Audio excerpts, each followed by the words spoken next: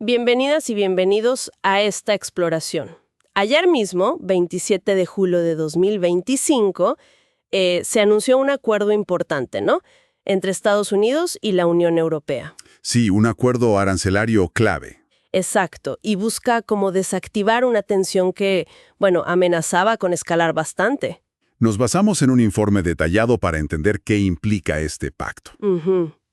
Que surgió, hay que decirlo, bajo la sombra de posibles aranceles de EU de hasta el 30%, una cifra bastante alta. Sí, altísima. Y este acuerdo, alcanzado allá en Thornbury, en Escocia, entre von der Leyen y Trump, pues parece un intento pragmático, ¿no? Por estabilizar esa relación económica transatlántica. Que venía tensa, sí, especialmente desde abril más o menos. Exacto. A ver, entonces, ¿cuál es el núcleo del acuerdo? Parece que el punto central es ese arancel general fijo del 15% para la mayoría de las exportaciones europeas. Incluidos los automóviles, que era un punto muy sensible. Claro, un 15% es significativamente menor, hay que decirlo, que ese 30% que llegó a sonar. Mucho menor, sí. Aunque un poquito por encima de la mezcla de aranceles que había antes, ¿no? Si se suma todo. Correcto. Si consideramos el 10% universal más otros existentes, da un 14,8%. O sea, el 15% es ligeramente superior a eso. Y fíjate, es interesante que este 15% coincide con el acuerdo previo que Estados Unidos cerró con Japón. Ah, mira, sugiere un patrón, quizás. ¿Podría ser? Quizás un modelo que la administración Trump busca, replicar en sus negociaciones. Pero la clave aquí, yo diría, no es solo el porcentaje del arancel.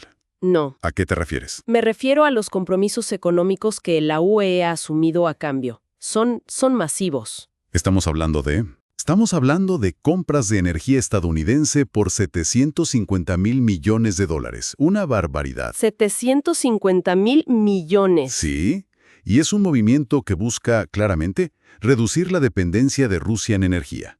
Y además... ¡Ay, más! Sí, además invertir otros $600 mil millones en equipamiento militar y otros sectores dentro de Estados Unidos. O sea, son cifras que realmente mueven la aguja económica. Son cifras astronómicas, la verdad. Pero, el informe que tenemos también detalla exenciones importantes, ¿cierto? Algunos sectores con arancel cero. Sí, hay una lista, digamos, estratégica. Aeronaves, semiconductores y sus componentes también. Ok. Algunos químicos y medicamentos genéricos tendrán vía libre, arancel cero para ellos. Entiendo. Aunque, ojo, es muy notable que los productos farmacéuticos no genéricos quedaron explícitamente fuera. Ah, ¿sí? ¿Y eso por qué? Aparentemente fue una insistencia de Trump para priorizar la fabricación estadounidense en ese sector tan sensible y estratégico. Entendido. Una línea roja clara ahí. ¿Y este acuerdo, qué pasa con las represalias que la UE tenía ya preparadas? Porque estaban listas, ¿no? Pues quedan suspendidas, justo a tiempo diría yo. Esas contramedidas arancelarias, que eran básicamente los aranceles de respuesta de la UE sobre productos estadounidenses icónicos, Claro. estaban valoradas en 93 mil millones de euros y estaban listas para entrar en vigor ya, el 7 de agosto, si no había pacto. O sea, se evitó esa bala. ¿Se evitó? Sí. Así Europa protege el acceso de sus sectores clave al mercado de Estados Unidos, aunque sea pagando ese 15% y, asumiendo esos compromisos gigantes de compra e inversión. Claro. Un movimiento de este calibre tuvo que generar reacciones inmediatas. Supongo que los líderes lo celebraron públicamente, pero ¿la visión fue unánime o hubo críticas? Buena pregunta. A ver, públicamente, sí. Von der Leyen habló de gran acuerdo, de estabilidad. Trump, por su parte, lo celebró como una victoria económica para Estados Unidos. Claro, resaltando esas inversiones europeas. Lo esperado. Sí. Los mercados en general reaccionaron bien, con alivio.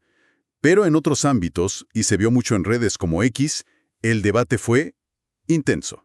¿En qué sentido? Pues las preguntas eran, ¿se dio demasiado la UE? ¿Es realmente equilibrado aceptar un 15% general cuando algunos productos clave de Estados Unidos van a entrar a Europa con arancel cero? Esa asimetría es un punto interesante, sí. ¿Y cuál es el impacto real que se espera en las economías? El informe usa a España como un caso de estudio, ¿verdad? Sí, el informe lo detalla para España. Indica que el impacto global en su PIB se considera limitado. Hablan de un 0,15%, más o menos. ¿Solo un 0,15%? Bueno, solo. Relativamente. Es porque EU representa, digamos, el 5% de sus exportaciones totales. No es su principal mercado, aunque es importante. Entiendo. Pero claro, para sectores muy específicos y muy expuestos, como el aceite de oliva, que exporta creo unos 1.000 millones de euros a EU, o el vino, la maquinaria, ahí ese 15% sí se va a notar. Claro, les afecta directamente. Exacto. Podría afectar su competitividad y quizá repercutir en los precios que paga el consumidor final allá en Estados Unidos. Entonces, si juntamos todas estas piezas, ¿qué panorama emerge? ¿Podemos hablar de una desescalada real, de una tregua? Parece que sí, que es una desescalada pragmática, una forma de evitar el mal mayor, que era esa guerra comercial total. Ujú. Pero se logra con concesiones muy significativas por parte de la UE. No hay que olvidarlo. Y además, quedan desafíos importantes sobre la mesa. ¿Cómo cuáles? Pues faltan detalles técnicos del acuerdo que deben cerrarse pronto. La imprevisibilidad política, sobre todo del lado estadounidense, sigue siendo un factor. Siempre está ahí. Siempre. Y seguramente habrá críticas internas en la UE por las concesiones hechas. Y todo esto, al final, subraya la necesidad europea de seguir diversificando mercados. Quizás acelerar acuerdos pendientes como el de Mercosur. Tiene sentido. En esencia, entonces, es como una tregua, comprada, ¿no? Buscando previsibilidad en un entorno muy incierto. Exacto.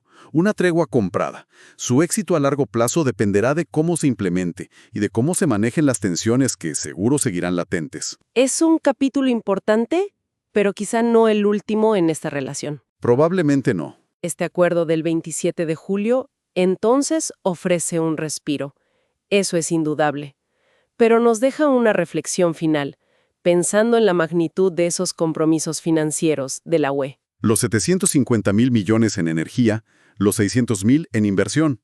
Exacto, esos compromisos para asegurar este pacto. ¿Cuáles podrían ser las implicaciones estratégicas a largo plazo para la autonomía económica de Europa?